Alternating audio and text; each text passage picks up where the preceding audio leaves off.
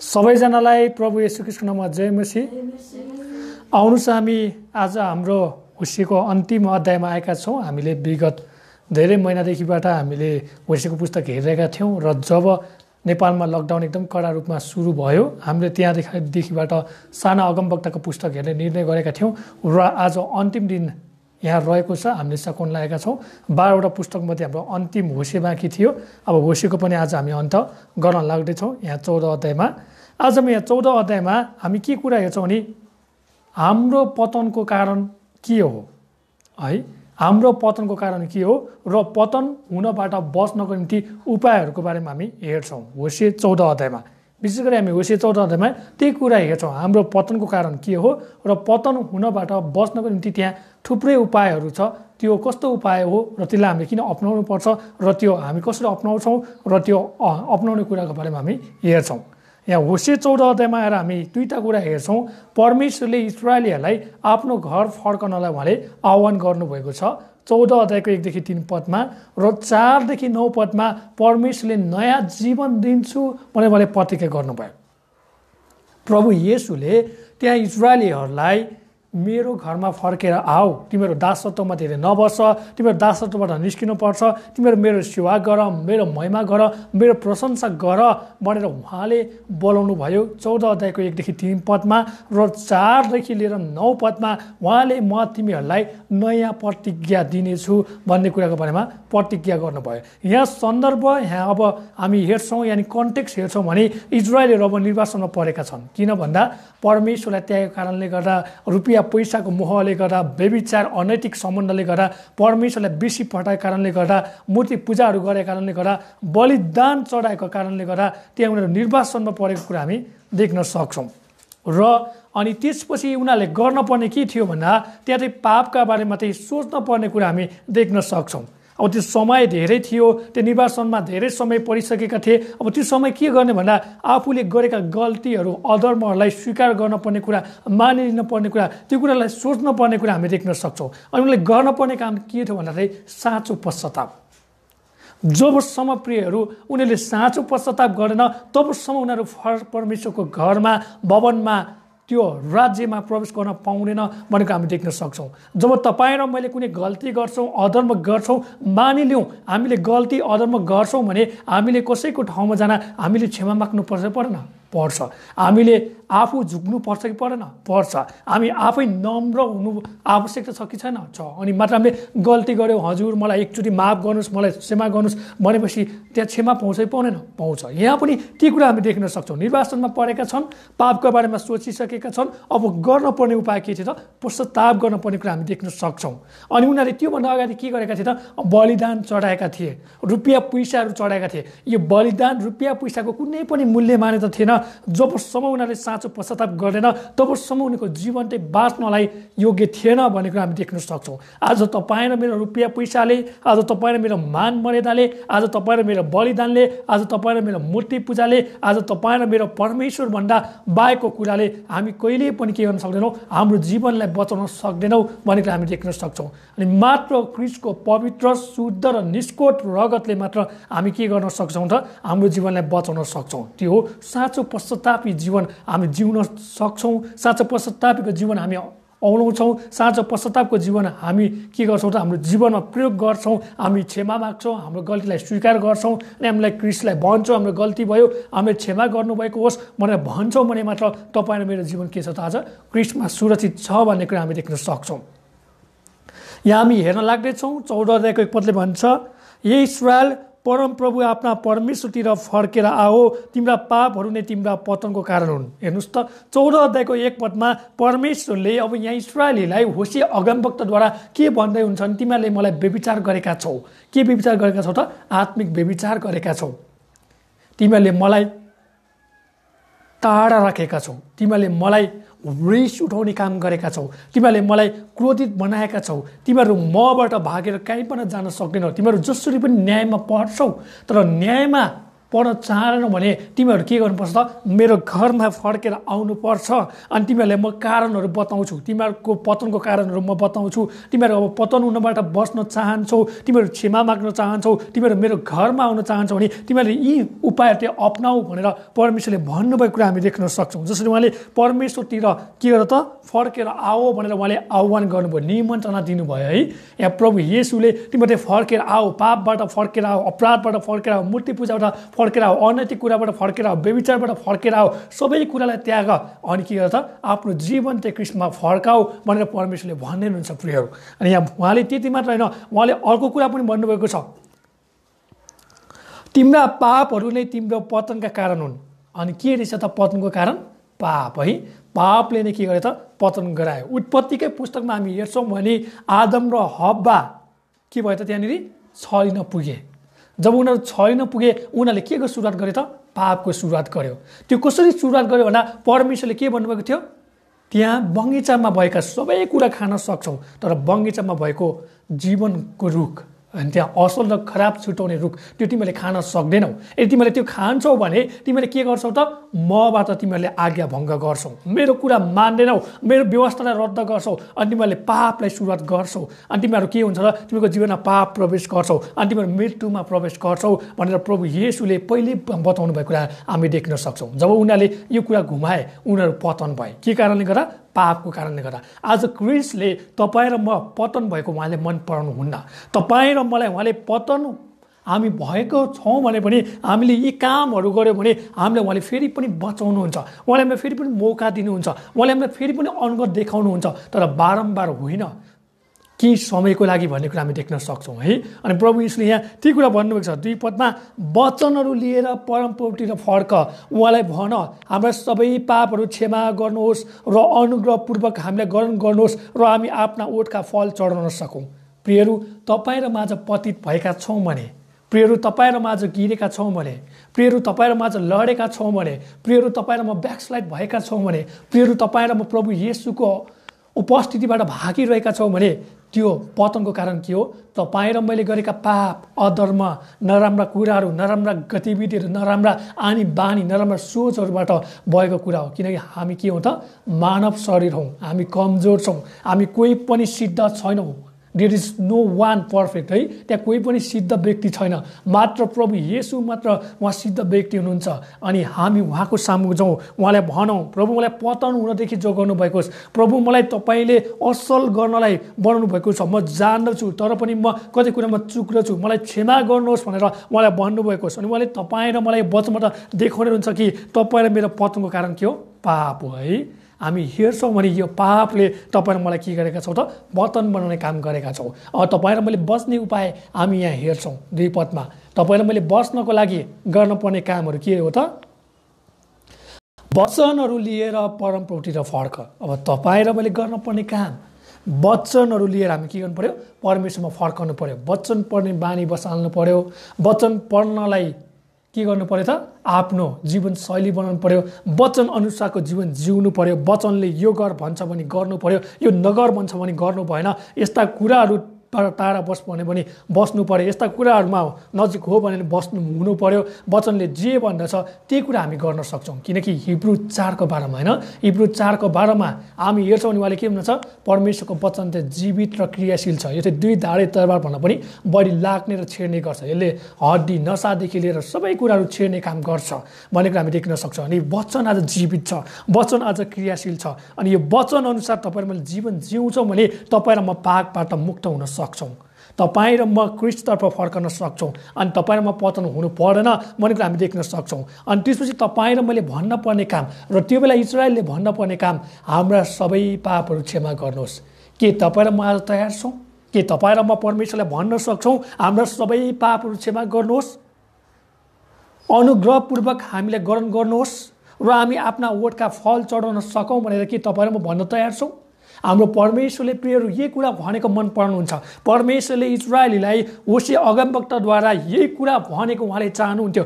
उनीहरूले धेरै गल्ती गरे धेरै अधर्म गरे धेरै मूर्ति पूजा गरे धेरै अनैतिक सम्बन्धहरू कायम गरे धेरै नराम्रो कामहरू गरे तर परमेश्वरले फेरि पनि मौका दिनुभयो त्यो क्रिस्टतर्फ फर्क र क्रिसलाई भन म तपाईँको वचनमा जीवन जिउनेछु, म तपाईँमा क्षमा माग्दछु, म तपाईँको अनुग्रहलाई थाहा गर्न चाहन्छु र म फेरि पनि तपाईँको जीवनमा आउन चाहन्छु। त्यति मात्र होइन, मेरो ओठबाट म तपाईँलाई मेरो हृदयद्वारा, मेरो ओठ र मेरो हृदयद्वारा म तपाईँलाई धन्यवाद दिन चाहन्छु। म तपाईँ जस्तो भएर जिउन चाहन्छु, म तपाईँको बाटोमा हिँड्न चाहन्छु भन्ने कुरा परमेश्वरले मन पराउनुहुन्छ। हिजोको दिनमा परमेश्वरले इस्राएलले जे कुरा भनेको चाहनुहुन्थ्यो, आज पनि परमेश्वरले त्यही कुरा भनेको चाहनुहुन्छ। अनि प्रियहरू, तपाईँ र म तयार हुनुपर्ने, तपाईँ र मैले यहाँनिर आफैलाई एकछिन औलाएर हेर्न पर्ने कुरा, आफैलाई दाँजेर हेर्न पर्ने कुरा, आफैले इस्राएली र अहिले आफैलाई होइन हामीले तुलना गर्न पर्ने कुरा हामी देख्न सक्छौँ। यदि तपाईँ तयार हुनुहुन्छ भने म सँगसँगै भन्नुहोस्, प्रभु हामीलाई हाम्रा सबै पापहरू क्षमा गर्नुहोस्। प्रभु हामीलाई तपाईँको अनुग्रह देखाउनु भएको होस्। प्रभु हामीलाई तपाईँले फेरि पनि ग्रहण गर्नुभएको होस्। प्रभु हामीलाई तपाईँको निगाह राख्नुभएको होस्। तपाईँको भलाइ, तपाईँको दया, तपाईँको करुणा, तपाईँको प्रेम, तपाईँको सबै थोकले हामीलाई के गर्नुभएको होस् त, हामीले स्वीकार गर्नुभएको होस्। तपाईँको क्रोध हामीमाथि नखनिएको होस्। तपाईँको प्रेमले हामीलाई छत्ताछुल्ल पार्नुभएको होस्। तपाईँको निशर्त प्रेम हामी माथि खनिएको होस्। अनि तपाईँले हाम्रो ओठबाट, हाम्रो हृदयबाट हामी तपाईँलाई भक्तिमय जीवन दिन सकौँ। हाम्रो हृदयद्वारा, हाम्रो ओठद्वारा हामी तपाईँमा जिउन सकौँ। हामीले जे भन्छौँ त्यही गर्नलाई हामीले सहायता गर्नुभएको होस् भनेर हामीले प्रार्थना गर्नुपर्ने कुरा हामी देख्न सक्छौँ है। यहाँ परमेश्वरले के भन्नुभएको छ, पतन हुन मन छैन, पतन हुनबाट जोगिन पर्ने कुरा उपायहरू चाहिँ के हो त, पहिलोमा वचनहरू लिएर क्रिसतर्फ फर्कनुपर्छ प्रियहरू। अनि उहाँलाई भन्नुपर्छ पापहरू क्षमा गर्नुहोस्, हामीलाई ग्रहण गर्नुहोस्, हाम्रा ओठका फलहरूलाई स्वीकार्नुहोस् भनेर परमेश्वरलाई भन्नुपर्छ। हामीले भनेका नराम्रा कुराहरू होला, हामीले गरेका नराम्रा कुराहरू होला, हामी सबैलाई क्षमा मागौँ। हामी सबै उहाँ प्रभुको चरणमा जाउँ, घुँडा टेकाउन प्रभुलाई भनौँ, क्रिस प्रभु हामीले गल्ती गऱ्यो, हामीले क्षमा गर्नुभएको होस्। हाम्रो हृदयले जेसुकै भने पनि, हाम्रो ओठले जेसुकै भने पनि अब उपरान्तदेखि म यो काम गर्दिनँ, अब उपरान्तदेखि म यस्तो गर्दिनँ, म इस्राएल जस्तो हुन चाहदिनँ, म तपाईँको न्यायबाट बस्न चाहन्छु, म तपाईँ जस्तो भएर जिउन चाहन्छु, म तपाईँको बारेमा बताउन चाहन्छु भनेर उहाँलाई भन्नुहोस्। अनि प्रियहरू, साँच्चै नै उहाँले तपाईँलाई के हुन्छ, बचाउनु हुनेछ। आमेन। हामी यति कुरा देख्न चाहन्छौँ है। पहिला हामीले हेऱ्यौँ पतनको कारण के हो, पतनबाट हामीले कसरी बस्नुपर्छ भन्ने बारेमा हामीले हेऱ्यौँ। अब हामी 3 पददेखि लिएर अगाडि बढ्छौँ भने यहाँ भन्दछ, असुरले हामीलाई बचाउन सक्दैन, हामी युद्धका घोडाहरूमाथि सवार हुने छैनौँ, हामी फेरि कहिले आफ्नै हातले बनाएका थोकलाई हाम्रा देवताहरू भनी भन्ने छैनौँ, किनकि तुराहरूले तपाईँबाट कृपा पाउँदछन्। हेर्नुहोस् त, इजरायलीले बल्ल जाने, कुनै पनि राष्ट्रले, कुनै पनि शक्तिले, कुनै पनि बलियो कुराले, कुनै पनि सामर्थ्य कुराले, कुनै पनि शक्तिशाली कुराले, कुनै पनि शक्तिवान कुराले, कुनै पनि वस्तुले तपाईँ र मलाई बचाउन सक्दैन। तपाईँ र मलाई बचाउन सक्ने चाहिँ को हुनुहुन्छ, उहाँ चाहिँ महान प्रभु येशू ख्रीष्ट हुनुहुन्छ भन्ने कुरा हामी देख्न सक्छौँ है। मात्र ख्रीष्टको रगतले तपाईँ र म बचाइन सक्छौँ। मात्र ख्रीष्टको रगतले तपाईँ र मेरो पाप धोइन सक्छ। मात्र ख्रीष्टको रगतले तपाईँ र मैले मुक्ति पाउन सक्छौँ। मात्र ख्रीष्टको रगतले तपाईँ र मैले जीवन पाउन सक्छौँ। मात्र ख्रीष्टको रगतले तपाईँ र मैले अनन्त जीवन पाउन सक्छौँ। प्रियहरू, तपाईँ र मैले कमाएको रुपियाँ पैसा, तपाईँले मैले कमाएका मूल्य, मान्यता, आदर, इज्जतले हामी कहिले पनि बचाइन सक्दैनौँ र कुनै पनि साँडे, बोका, राँगा होइन विभिन्न कुराका बलिदानले हामी बचाउन सक्दैनौँ। जबसम्म तपाईँ र मैले आफूलाई म पापी हुँ, म अधर्मी हुँ, मैले गल्ती गरेको छु, मैले नराम्रो काम गरेको छु, मैले यस्तो गरेँ उस्तो गरेँ, यो सबै मैले पापमा गरेँ, अब म यो पापलाई स्वीकार्छु, म यो कुरालाई विश्वास गर्छु, मेरो लागि येशू मारिनुभयो, मेरो लागि येशू गाडिनुभयो, मेरो लागि येशू बौरी उठ्नुभयो, उहाँको रगतले, उहाँले त्यो बगाउनु भएको त्यो पवित्र रगतले मैले जीवन पाएको छु भनी म स्वीकार्छु। अनि म स्वर्ग उठाइलानलाई येशू ख्रीष्टको आवश्यकता छ भन्ने कुरालाई म बुझ्दछु भनेर जबसम्म हामीले स्वीकार गर्दैनौँ, जबसम्म हामीले मानिलिँदैनौँ, जबसम्म हामीले प्रभु येशूलाई प्रभु र मुक्तिदाता भनेर स्वीकार गर्न सक्दैनौँ, ग्रहण गर्न सक्दैनौँ, तबसम्म तपाईँ र म के हुन सक्दैनौँ त, बचाइन सक्दैनौँ है। हामीले बुझ्नुपर्ने कुरा, रुपियाँले बचाउँदैन हामीलाई, कुराले पनि तपाईँ र मलाई बचाउन सक्दैन, मात्र ख्रीष्ट प्रभु येशूले बचाउन सक्नुहुन्छ। आमेन। आज तपाईँ र मैले गर्नुपर्ने काम यही हो। मैले भन्न खोजेको कुरा चाहिँ सबैभन्दा पहिलो कुरा हामीले प्रभु येशूलाई दिनुपर्छ। हो हामीलाई रुपियाँ चाहिन्छ, पैसा चाहिन्छ, प्रेम चाहिन्छ, स्नेह चाहिन्छ, सबै कुरा चाहिन्छ। यो सबै कुरा हामीले के गर्छौँ त पहिलो स्थान प्रभु येशूलाई, अनि मात्र बाँकी हामी के गर्छौँ त यी कुरालाई राख्ने काम गर्नुपर्छ है। हाम्रो जीवनमा सबै कुराको आवश्यकता पर्छ, तर मैले चाहिँदैन पूरै रूपमा भन्न खोजेको होइन, तर त्योभन्दा बढी हामीलाई क्रिस्टको रगतको आवश्यकता पर्छ, क्रिस्टको क्षमाको आवश्यकता हामीलाई पर्छ, क्रिस्टको प्रेमको आवश्यकता हामीलाई पर्छ, क्रिस्टको शक्तिको आवश्यकता हामीलाई पर्छ, अनि मात्र हामीलाई के को आवश्यकता पर्छ त यो सबै कुराको अरूको आवश्यकता पर्छ। तर रुपियाँ पैसामा पनि हामी धेरै लोभ गर्छौँ, धेरै त्यसमा फस्छौँ भने हामीले क्रिस्टलाई ट्याक्न सक्छौँ। त्यही भएर हामीले रुपियाँ पैसालाई धेरै मोह गर्नुको साटो हामीले क्रिस्टलाई मोह गर्न पर्ने कुरा हामी हेर्न पर्ने हुन्छ है।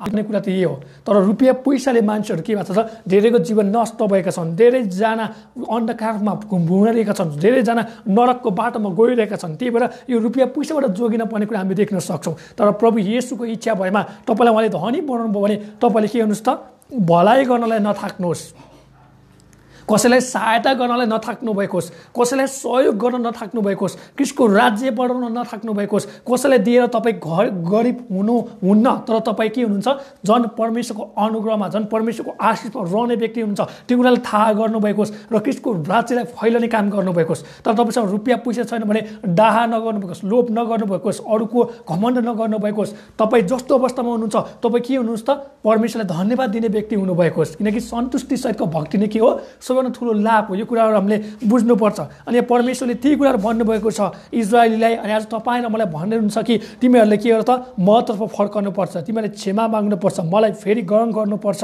अनि मलाई के हुन्छ तिमीहरूको हृदयको भक्ति देखाउनुपर्छ। यहाँ ग्रहण गर्नुपर्छ भनेको मतलब जतिले प्रभु येशूलाई पाउनु भएन तिनीहरूले प्रभु येशूलाई पाउनलाई ग्रहण गर्नु पर्यो। जतिले पाप गरेको छ पापलाई हटाएर पवित्र आत्मालाई के गर्नु पर्यो त निमन्त्रणा गर्ने काम गर्नु पर्यो है। पवित्र आत्माको शक्तिले थाहा गर्ने काम गर्नु पर्यो, पवित्र आत्मामा भर पर्ने काम गर्नु पर्यो, पवित्र आत्माको अभिषेकमा चल्ने काम गर्नु पर्यो, पवित्र आत्माको निगाहमा, पवित्र आत्माको मार्गदर्शनमा, पवित्र आत्माको त्यो सामर्थ्यमा आफू एउटा गएर साक्षी हुने काम गर्नु पर्यो भन्ने कुरा हामी देख्न सक्छौँ होइन। एउटा शक्तिशाली एकदम पावरफुल मिनिस्ट्री, एउटा पावरफुल त्यहाँनिर सेवक हुनु पर्यो भन्ने कुरा हामी त्यहाँनिर सेवकाई गर्ने व्यक्ति हुनु पर्यो भन्ने कुरा हामी देख्न सक्छौँ। अनि यहाँ इजरायलले अर्को कुरा थाहा गरे, के गरे त असुरले हामीलाई बचाउन सक्दैन, हामी युद्धका घोडाहरूमाथि सवार हुने छैनौँ, हामी फेरि कहिले आफ्नै हातले बनाएका तोकलाई हाम्रा देवताहरू भन्ने छैनौँ, किनकि टुराहरूले तपाईँबाट कृपा पाउँछन्।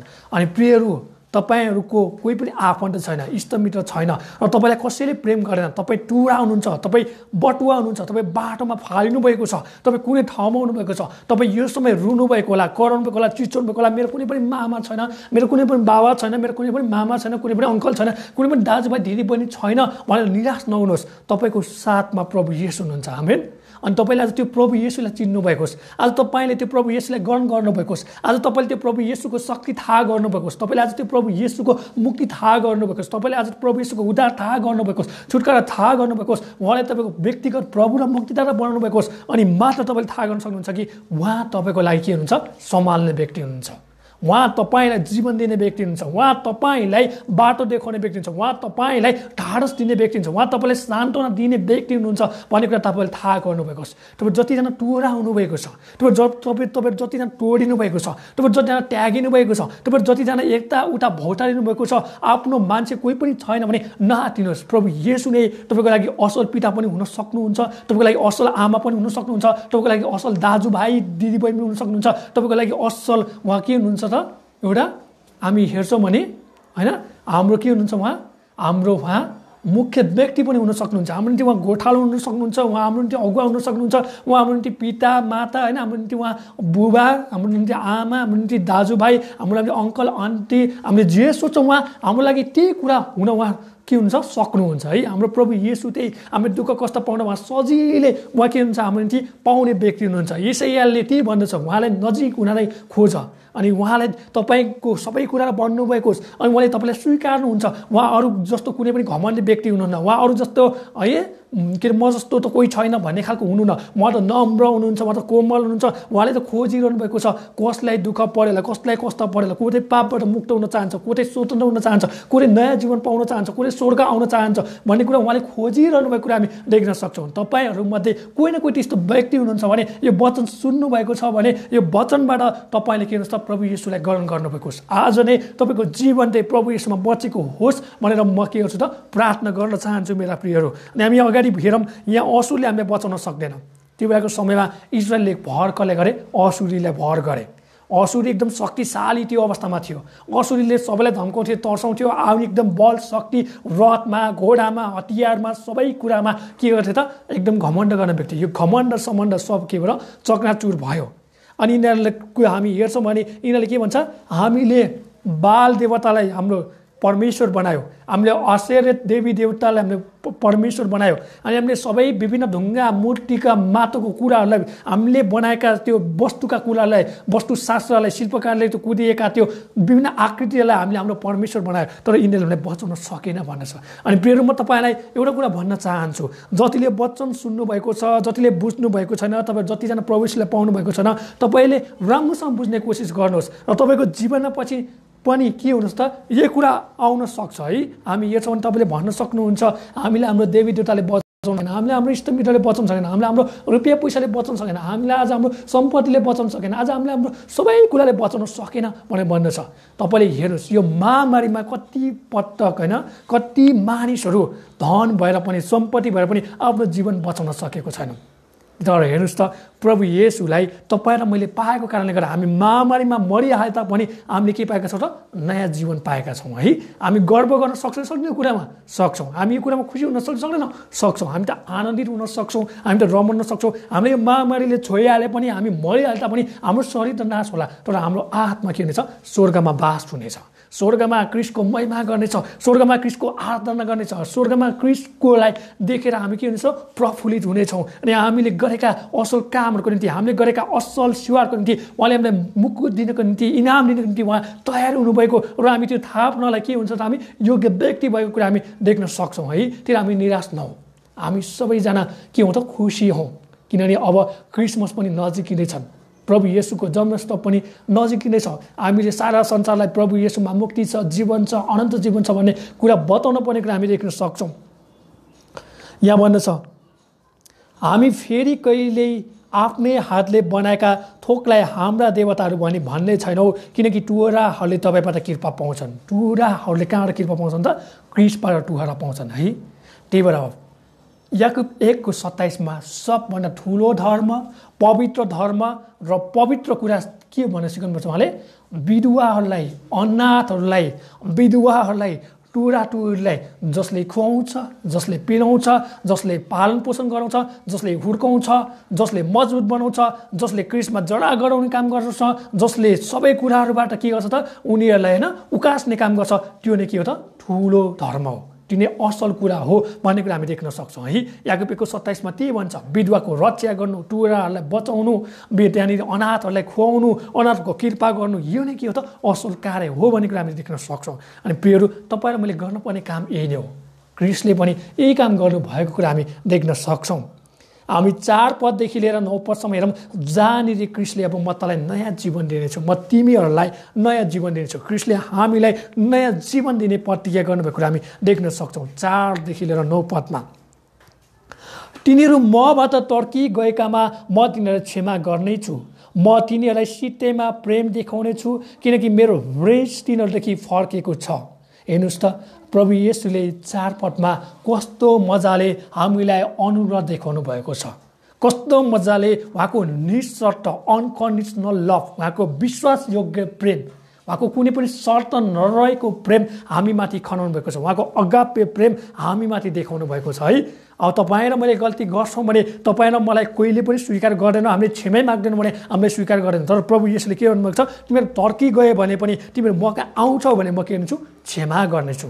हेर्नुहोस् त यस्तो परमेश्वर कहिले हामी भेट्न सक्छौँ, यस्तो महान प्रभु येशू तपाईँ र मैले कहिले देख्न सक्छौँ, यस्ता प्रभु येशूलाई तपाईँ र मैले कहिले ग्रहण गर्न सक्छौँ, यस्ता प्रभु येशूलाई तपाईँ र मेरो हृदयको राजा तपाईँ र मेरो हृदयको मुक्तिदाता, तपाईँ मेरो हृदयको ख्रिस्ट, तपाईँ मेरो हृदयको अभिषिक्त जन भनेर हामी कहिले घोषणा गर्न सक्छौँ।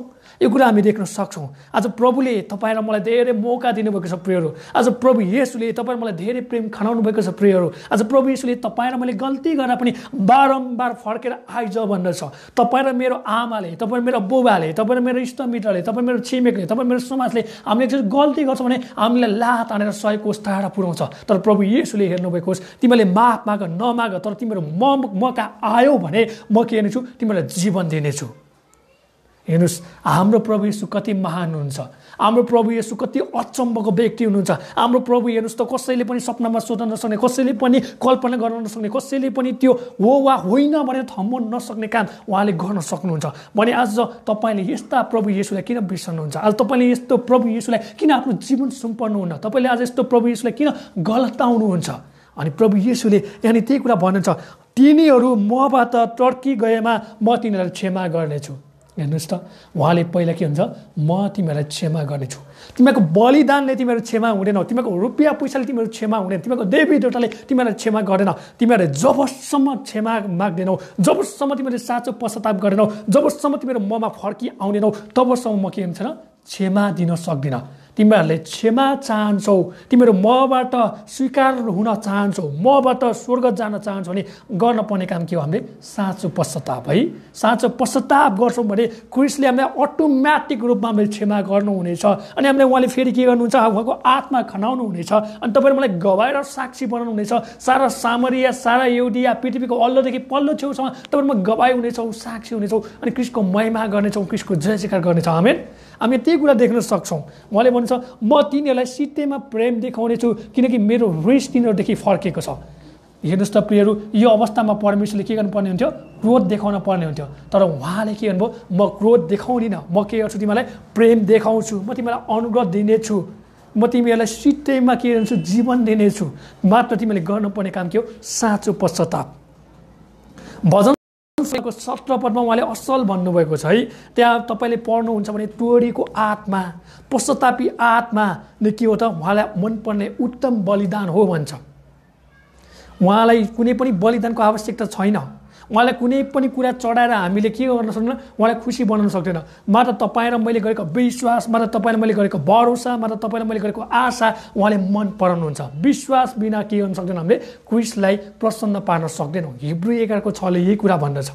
हामीले बुझ्न पर्ने कुरा, जबसम्म तपाईँ मैले भरोसा गर्न सक्दैन, जबसम्म तपाईँ मैले विश्वास गर्न सक्दैनौँ, तपाईँ र मेरो रुपियाँ पैसा केही कुराले पनि हामी क्रिस्टबाट के हुन सक्दैनौँ त, सन्तुष्ट हुन सक्दैनौँ है। अनि क्रिस्ट पनि हामीबाट सन्तुष्ट हुन सक्दैनौँ। त्यो कुरा के हो त, मात्र विश्वास अनि पश्चाताप। यी कुराले चाहिँ के गर्दछ, तपाईँ र मैले त्यो जीवन पाउँछौँ, तपाईँ र मैले चाहिँ मौका पाउँछौँ, तपाईँ र मैले चाहिँ हाम्रो जीवनलाई चाहिँ फलवन्त बनाउन सक्छौँ भन्ने कुरा हामी देख्न सक्छौँ मेरा प्रियहरू। उहाँले यति भन्नुभएको छ, म तिनीहरूलाई सित्तैमा प्रेम देखाउनेछु किनकि मेरो रिस तिनीहरूदेखि फर्केको छ भनेर उहाँले भन्नुभएको छ है। हामी हेर्छौँ भने यहाँनिर अब 4 पदमा परमेश्वर आफै इस्राएलहरूको माझमा बोल्नुभएको छ। पहिलो कुरा उहाँले भन्नु छ, इजरायललाई म प्रतिज्ञा गर्नेछु, इजरायललाई म प्रतिज्ञा देखाउनेछु। दोस्रो कुरा, तिमीहरू मबाट कोही पनि डराउनु पर्दैन, तिमीहरूले मेरो रिसको बारेमा सोच्नु पर्दैन भनेर भन्छ। यशाया 54 6देखि 8 पदमा हेरौँ त परमेश्वरको रिसको बारेमा, क्रोधको बारेमा हामी थाहा गर्न सक्छौँ। यशाया 54:6देखि 8 पद। त्यागिएकी र आत्मामा दुखित भएकी तरुण अवस्थामा विवाह भएर पछि त्यागिएकी पत्नीलाई चाहिँ तेरा परम प्रभुले तँलाई फेरि बोलाउनु हुनेछ। तेरा परमेश्वर भन्नुहुन्छ, केही क्षणको निम्ति मैले तँलाई त्यागेको थिएँ, तर अगाध कृपासित म तँलाई फेरि ल्याउनेछु। रिसको झोक चाहिँ क्षणभरको निम्ति मैले मेरो मुख तँदेखि लुकाएको थिएँ, तर अनन्त प्रेम देखाएर म तँलाई कृपा गर्नेछु। परमप्रभु तेरो उद्धारक भन्नुहुन्छ। आमेन। परमेश्वरको महिमा भएको होस्। यहाँ हामी हेर्छौँ भने यशाया 54 अध्यायको 6देखि लिएर 8 पदमा हेर्छौँ भने प्रभु येशूले भन्नुभएको छ उहाँ केही क्षण रिसाउनु भएको छ, उहाँ केही क्षण हामीबाट लुक्नु भएको छ, उहाँ हामी केही क्षण उहाँ हामीबाट टाढा हुनुभएको छ, तर पनि उहाँले हामीलाई के हुन्छ निरन्तर प्रेम गर्नुहुन्छ। यिर्मिया 31:3 पनि उहाँले त्यही भन्नुहुन्छ है, म तँलाई निरन्तर प्रेम गरेको छु, मैले तँलाई मेरो प्रेमले खिचेको छु भन्ने कुरा उहाँले गर्नुभएको छ। आज हाम्रो परमेश्वरले हेर्नुहोस् त केही क्षण रिसाउनुहुन्छ र केही क्षण पछि हामीलाई के हुन्छ प्रेम गर्नुहुन्छ, हामीलाई अँगाल्न चाहनुहुन्छ, हामीलाई माया गर्न चाहनुहुन्छ। तर तपाईँ र मेरो मान्छेले हामीले रिसायो भने वर्षौँ रिसाउँदैन हुन्छ है, महिनौ रिसाउँदैन रिसाउँछ। तर प्रभु येशूमा हेर्नुहोस् त उहाँले रिसलाई पनि के गर्नुहुन्छ काबुमा गर्न सक्नुहुन्छ है, उहाँले आफ्नो रिसलाई पनि उहाँले नियन्त्रण गर्न सक्नुहुन्छ अनि उहाँले आफ्नो रिसमा पनि उहाँले प्रेम देखाउन सक्नुहुन्छ भन्ने कुरा हामी देख्न सक्छौँ। यहाँ हामी क्रिस्टको पवित्र के देख्न सक्छौँ त रिस देख्न सक्छौँ है, उहाँको पवित्र प्रेम पनि हामी यहाँ देख्न सक्छौँ भन्ने कुरा हामी थाहा गर्न सक्छौँ। हामी अगाडि बढ्नेछौँ। यो 4 पदमा अब परमेश्वरले भन्नुभएको छ म तिमीहरूलाई प्रतिज्ञा गर्नेछु, तिमीहरू मदेखि डराउनु पर्दैन, तिमीहरूले मेरो रिसको बारेमा सोच्नु पर्दैन। अब तिमीहरू के भएको छौ त्यागिएका छौ, तिमीहरू के भएको छौ मबाट त्यागिएका छौ, तिमीहरू मेरो के हो त श्रीमती हो है, म तिमीहरूको पति हुँ, तिमीहरू चाहिँ मेरो के हो त श्रीमती हौ। इजरायल तिमीहरू चाहिँ मेरो के हो त श्रीमती हौ अनि म तिमीको पति हुँ। तिमीहरूले आफ्नो पतिलाई छोड्नुहुन्न, आफ्नो पतिलाई त्याग्नुहुन्न, आफ्नो ठाउँमा फर्केर आइज भनेर परमेश्वरले भन्नुभएको कुरा हामी देख्न सक्छौँ। अनि परमेश्वरले यहाँ अरू धेरै कुरा भन्नुभएको छ, इजरायलीहरू तिमीहरूले परमेश्वरको प्रेमलाई किन्न सक्दैनौ, इजरायलहरू तिमीहरूले परमेश्वरको क्रोधलाई थाहा गर्न सक्दैनौ, तर पनि तिमीहरूले के पाउँछौ त परमेश्वरबाट धेरै आशिष पाउँछौ, तिमीहरूले परमेश्वरबाट धेरै अनगिन्ती आशिष पाउन चाहन्छौ, जुन तिमीहरूलाई म के गर्नेछु त दिनेछु भनेर परमेश्वरले भन्नुभएको छ। यो आशिषहरू उहाँले पानी र बिरुवाबाट देखाउन चाहनु भएको छ है, पानी र बिरुवाबाट हामी हेर्नेछौँ। 5 पदमा म इस्रायलको निम्ति शीत झै हुनेछु, त्यो लिल्ली फुल झै फुल्नेछ, लेबनानको निम्ति देवदारू झै त्यसका जरा गर्नेछन् भनेको छ। हेर्नुहोस् त परमेश्वरले के भन्छ म इजरायलीले अब पानीद्वारा अनि बोट बिरुवाद्वारा के गर्न चाहन्छु त मेरो आशिष देखाउन चाहन्छु भनेर उहाँले भन्नुभएको छ। व्यवस्था 33:13 पद पढौँ त, जहाँनिर परमेश्वरले योसेफलाई के कुरा भन्नुभयो।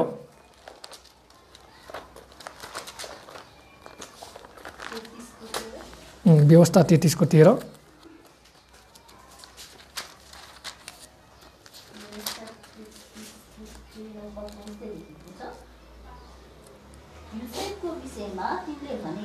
माथि आकाशबाट आउने अमूल्य सिंहले र तलका गहिराका पानीले सिन्चेर परमप्रभुले तिनको देशलाई आशिष दिउन्। अब हामी व्यवस्था 33:13 हेर्छौँ नि परमेश्वरले योसेफलाई यो आशिष दिनुभएको कुरा हामी देख्न सक्छौँ। उहाँले भन्नुभएको छ योसेफको विषयमा तिनले भने माथि आकाशबाट आउने अमूल्य शीतले र तलका गहिराको पानीले सिंचेर परमप्रभुले तिनको देशलाई आशिष दिउन्। हेर्नुहोस् त परमेश्वरले के गर्नुहुनेछ इजरायललाई आशिष दिनुहुनेछ, त्यहाँको फलहरू फलवन्त हुनेछ, त्यहाँको फलहरू 30 गुणा 60 गुणा र 100 गुणा के हुनेछ त उत्पादन हुनेछ भन्ने कुरा हामी देख्न चाहन्छौँ। अनि त्यति मात्र होइन, हामीले नयाँ करारमा होइन कि पुरानो करारमा पानीको बारेमा हेर्छौँ भने यसले जहिले पनि धेरैभन्दा धेरै के कुरालाई बताउँछ त नयाँ जीवनलाई बताउँछ है। अनि येशू प्रभुले पनि उहाँले भन्छ म जिउँदो पानी हुँ भन्नुभएको छ, म अन्तस्करणदेखि बगिरहने पानी हुँ भन्नु छ, उहाँले म के हुँ त पानीको स्रोत पनि हुँ भन्नुभएको छ। अनि उहाँले पानीलाई के कुरालाई तुलना गर्नुभएको छ, उहाँले वचनलाई पनि उहाँले तुलना गर्नुभएको छ है। पानीले उहाँले नयाँ जीवनलाई एउटा ट्रान्सफर्मेसन होइन एउटा परिवर्तित जीवनलाई देखाउनु भएको कुरा हामी देख्न सक्छौँ। अनि परमेश्वरले उहाँ भन्नु छ अब नयाँ इस्रायल के हुनेछ त लिल्ली फुल जस्तै हुनेछ। मत्ती 6:28-29 पद पढौँ त। मत्ती 6:28-29 पद।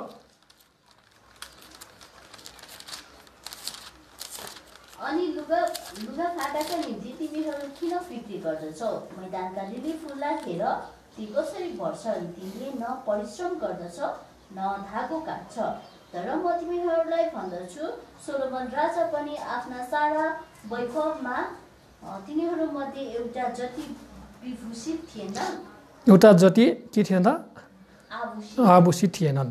अब हामी मत्ती 6 अध्यायको 28 र 29 पदमा हेर्छौँ भने परमेश्वरले भन्नुभएको छ लिली फुलले चिन्ता गर्नु पर्दैन, इजरायलीहरू तिमीहरूले चिन्ता गर्नु पर्दैन, तिमीहरूको सारा चिन्ता फिक्री मलाई सुम्पिदेऊ, म के गर्छु तिमीहरूको वास्ता गर्छु भनेर परमेश्वरले भन्नुभएको कुरा हामी देख्न सक्छौँ। अनि त्यति मात्र होइन, उहाँले भन्नु छ म तिमीहरूलाई पर्याप्त मात्रामा पानी दिनेछु, त्यो लेबनानका दाहा होइन डाँडा पहरा छहरामा त्यो सबै कुरामा म के हुन्छु प्रशस्त पानी दिनेछु। अनि तिमीहरू इजरायलहरू के हुनेछ अब क्रिसमा चाहिँ बलियो हुनेछौ, अब तिमीहरूले चाहिँ जैतुनको तेलबाट चाहिँ छाडी पाउनेछौ, शीतलता पाउनेछौ। त्यति मात्र होइन, जैतुनबाट तिमीहरूले के पाउँछौ त फल पाउनेछौ, तिमीहरूले जैतुनको फल खान पाउनेछौ होइन, जैतुनको तेल तिमीहरूले निर्वाह गर्न पाउनेछौ भनेको हामी देख्न सक्छौँ। अनि त्यति मात्र होइन, इजिकेलले पनि यस्तै कुरा बताएको छ। इजिकेलले पनि त्यहाँनिर के गरेको छ रुखको बारेमा बताएको छ, जुन रुखले उम्रिन्छ अनि जसले के कुरा देखाउँछ भन्दा अब इजरायलको चाहिँ नयाँ सुरुवात हुन्छ भनेको हामी देख्न सक्छौँ। इजिकेल 17 अध्यायको 22 पद पढौँ। परमप्रभु परमेश्वरले यसो भन्नुहुन्छ, एउटा देवदारुको सबैभन्दा टुप्पोको एउटा सानो मुना चुडाएर लिनेछु र एउटा अग्लो र उच्च पर्वतमा म त्यो रोप्नेछु। इजिकेल 17:22 परमेश्वरले एउटा देवदारुको सबैभन्दा टुप्पा एउटा सानो मुना चुडेर लिनेछु र एउटा अग्लो र उच्च पर्वतमा म त्यो रोप्नेछु। हेर्नुहोस् त, परमेश्वरले सानो भन्दा सानो है, कसैले पनि मतलब नगर्नेलाई रोप्नेछु अनि हुर्काउनेछु, त्यसलाई उमार्नेछु भनेर आशिष दिनुभएको कुरा हामी देख्न सक्छौँ। अनि त्यति मात्र होइन, परमेश्वरले चाहिँ अब इजरायललाई चाहिँ केबाट आशिष दिन चाहनुहुन्छ अरे जग्गाबाट है, त्यो दुध र मह बग्ने देश। आज इजरायलमा हामी हेर्छौँ भने सारा संसारमा भन्दा बढी धेरैभन्दा धेरै त्यहाँनिर हामी हेर्छौँ भने उत्पादन हुने कुरा हामी देख्न सक्छौँ। विश्वमा हामी हेर्छौँ भने इजरायललाई परमेश्वरले आशिष दिनुभएको कुरा हामी देख्न सक्छौँ। र इजरायलमा त्यहाँनिर तपाईँ जतिजना इजरायलमा बस्नुभएको छ तपाईँले थाहा गर्नुभएको छ है, हामी हेर्छौँ इजरायलमा के छ त्यहाँनिर ठुल्ठुला फलफुलहरू विभिन्न उत्पादनहरू भएको कुरा हामी देख्न सक्छौँ। अनि त्यति मात्र होइन, परमेश्वरले के भन्नुभएको छ त्यहाँनिर म भविष्यमा म तिमीहरूलाई बचाउने छु। परमेश्वरले त्यहाँनिर के हुन्छ भविष्यमा बचाउने छु। अनि त्यति मात्र होइन, इजरायल चाहिँ के हुनेछ सबैको छाडी हुनेछ, सबैको शरणस्थान हुनेछ। र प्रियहरू यो कुरा परमेश्वरले पुरा गरिसक्नु भएको छ। तपाईँ हामीहरू कतिजना इजरायलमा के गरेछौँ त अहिले पनि काम गर्न गएका छौँ कि छैन? छौँ। विभिन्न देशबाट इजरायलमा काम गर्न गएका छौँ छैन? छ।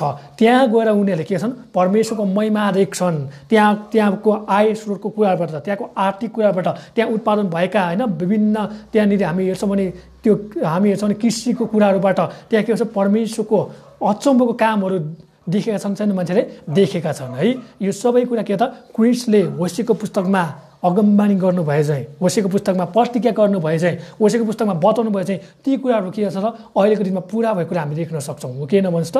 हो है। तपाईँ जतिजना इजरायलमा हुनुहुन्छ तपाईँले थाहा गर्नुभएको छ, तपाईँ जतिजना इजरायलमा हुनुहुन्छ यो वचन सुन्नुभएको छ भने तपाईँले कमेन्ट गर्न सक्नुहुन्छ, तपाईँले त्यहाँ के देख्नु भएको छ, तपाईँले अरू ठाउँमा देख्नु भएन त्यो कुरा तपाईँले बताउनुहोस्, ताकि परमेश्वरको महिमा होस्, ताकि मानिसहरूले परमेश्वरको अचम्म उठेको कामको त्यहाँनिर के होस् त वर्णन गर्न सकोस्, अझ बताउन सकोस् भने म तपाईँलाई उत्साह दिन चाहन्छु। अनि त्यति मात्र होइन, धेरैभन्दा धेरै भजनकारले धेरैभन्दा धेरै भजन सङ्ग्रहमा परमेश्वर चाहिँ के हुनुहुन्छ उहाँ चाहिँ हाम्रो छत्र छाया हुनुहुन्छ, उहाँ चाहिँ हाम्रो छाडी हुनुहुन्छ, उहाँ चाहिँ हाम्रो शरण स्थान हुनुहुन्छ भनेको हामी भजन सङ्ग्रह 17 अध्याय माफ गर्नुहोला भजन सङ्ग्रह 17को 8मा भजन सङ्ग्रह 91को 1मा हामी थाहा गर्न सक्छौँ है। भजन सङ्ग्रह 17को 8 र भजन सङ्ग्रह 91को 1मा हामी थाहा गर्न सक्छौँ। अब परमेश्वरले भन्छ इजरायल अब के हो एउटा रुख जस्तै हो, यसले के गर्नेछ र सबै ठाउँमा सबै मानिसहरूलाई सबै क्षेत्रलाई यसले छाया दिनेछ, शरण दिनेछ, एउटा मान्छेहरूले बस्न लायकको एउटा ठाउँ हुनेछ भन्दछ।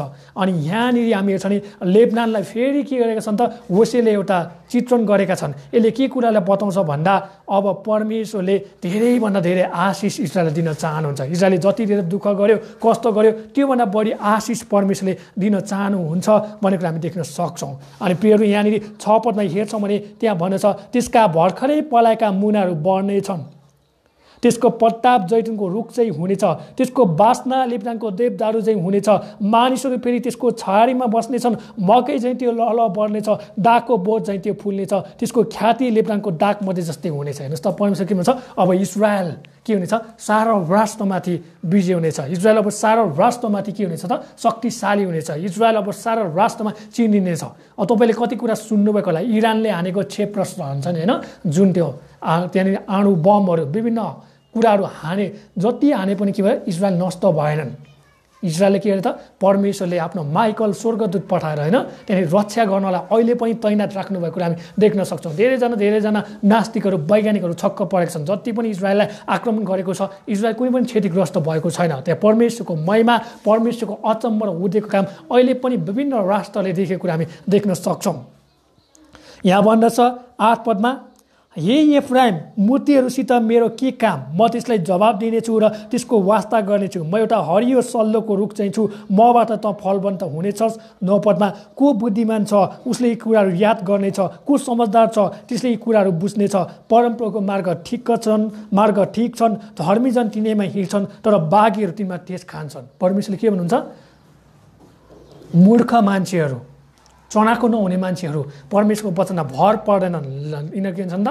लाटो जस्तो होइन, यिनीहरू लठेब्रो जस्तो हुन्छ। यिनीहरू के कुरा मतलब गर्दैन, मूर्ख नै हुन्छन्, मूर्खै कुरा गर्छन्।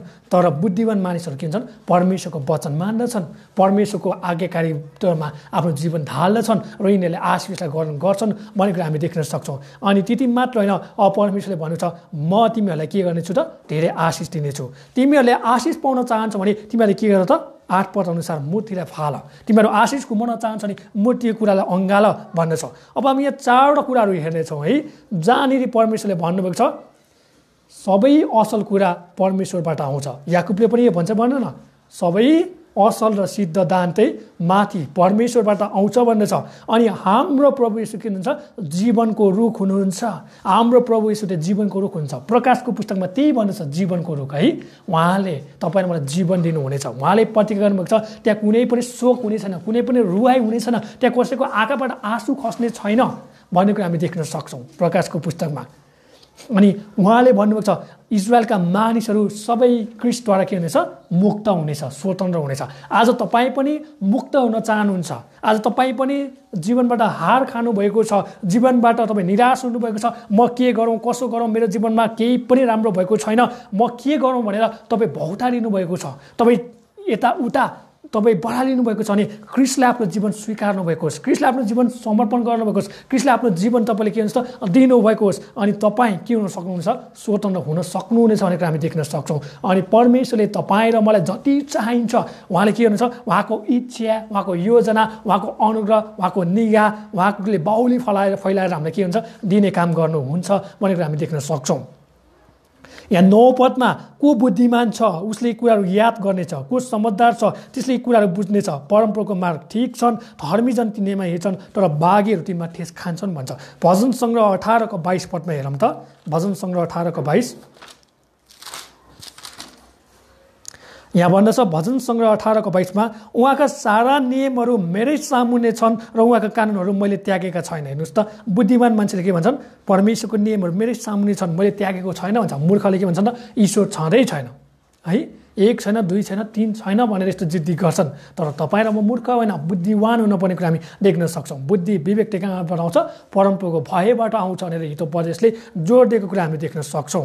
हामी अन्तमा आइसकेका छौँ। म तपाईँलाई यही उत्साह दिन चाहन्छु मेरा प्रियहरू, तपाईँहरू के नहुनुहोस् त? निराश नहुनुभएको होस्, तपाईँहरू हतोत्साहित नहुनुभएको होस्। तपाईँको जीवन स्वतन्त्र हुन मन लागेको छ, छुटकारा पाउन मन लाग्छ, चङ्गाइ पाउन मन लाग्छ, शान्ति पाउन मन लाग्छ, मुक्ति चाहिँ तपाईँलाई पाउनु मन लाग्छ भने येशूले आफ्नो जीवन समर्पण गर्नुभएको छ है। अनि यो सबै कुरा केबाट भयो? क्रिस्टबाट भयो। अब यो क्रिस्टबाट कसरी भयो र हामी 4वटा कुराहरू हेर्नेछौँ है।